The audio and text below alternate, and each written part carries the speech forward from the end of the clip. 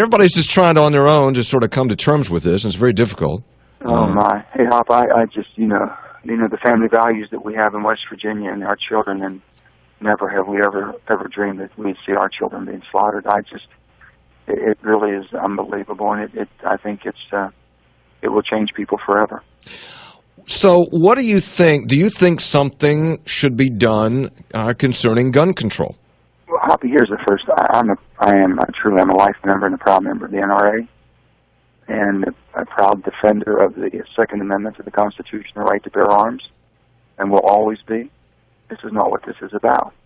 I just came off of a hunting trip, with our family, and I've never had more than 3 rounds in my rifle when I go deer hunting. Usually you get 1 shot, and if you're lucky, you might get 2 if you're not good enough at the first shot.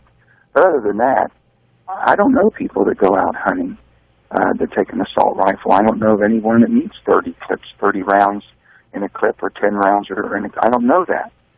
So, the NRA has to be at the table, and I think they should be at the table, and I'm reaching out to them. I've spoke to them this morning. I'm on the road right now. I'll be talking to them later today. And I think, their concern has always been, and you've heard this expression, that once you go down that road, they're just the people that are anti-guns will want to take guns away from everybody. That's not going to happen. But we need to be looking at all the things that are on the table right now. Well, and I agree. We should have this national discussion, and we should actually.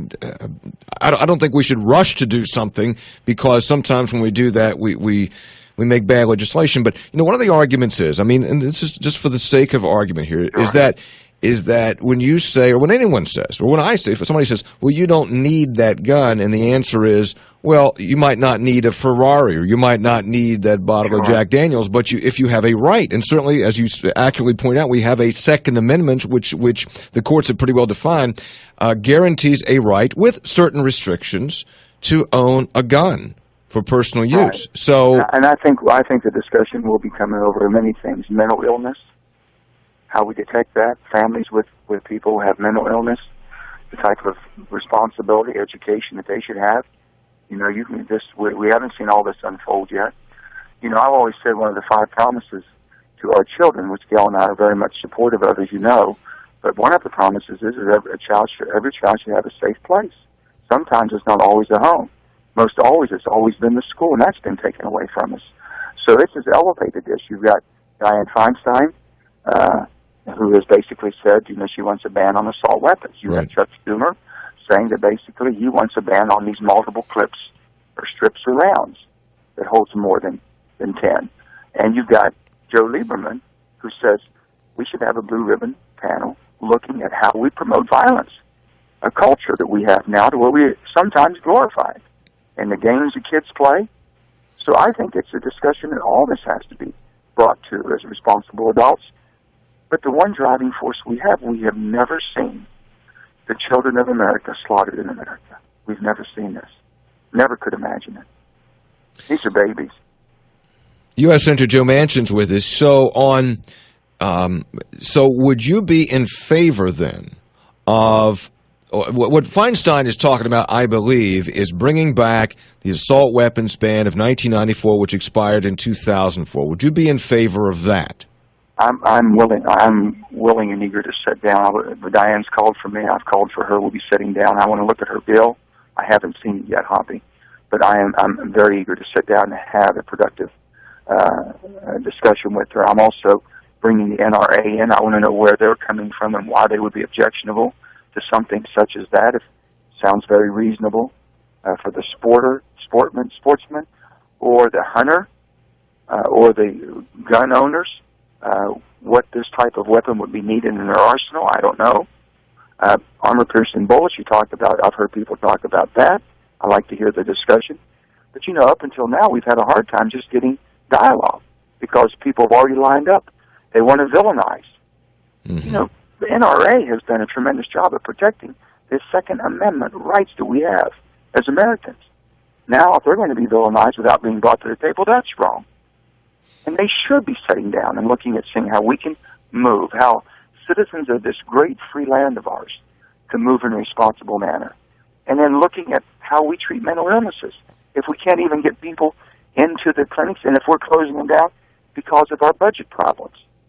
Do you think that? And again, the assault weapons ban expired in 2004. Since then, there's not been much interest in the Congress to revisit that. Then, do you believe that with what happened Friday, that has now dramatically changed? I think it has changed, Hoppy. I really do. I've been there for 2 years in the Senate, and I've not heard anybody speaking in a bipartisan way or any type of other way in meaningful changes. I just haven't heard that. You pretty much knew who was lined up for and against. But people, basically, when they line up for or against, there's some people that are against all guns and some people that will protect all guns at all, at all costs. This has changed, absolutely. Is it the type of weapons that we need in America? That's a discussion that needs to be happening with all parties sitting down. Is it the type of multiple clips?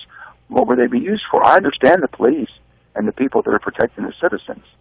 We have all of our state policemen with M4s because we found out that a lot of times that we had the criminals out there wishing to do harm were more well-equipped than our own law enforcement. Are you worried, Senator? Obviously you're not, because you're saying these things. You're not worried about a political backlash in a state like West Virginia, which probably is one of the strongest gun owner rights states in America.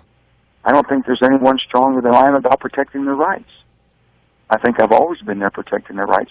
But I think these are also common sense, reasonable people. Mm-hmm.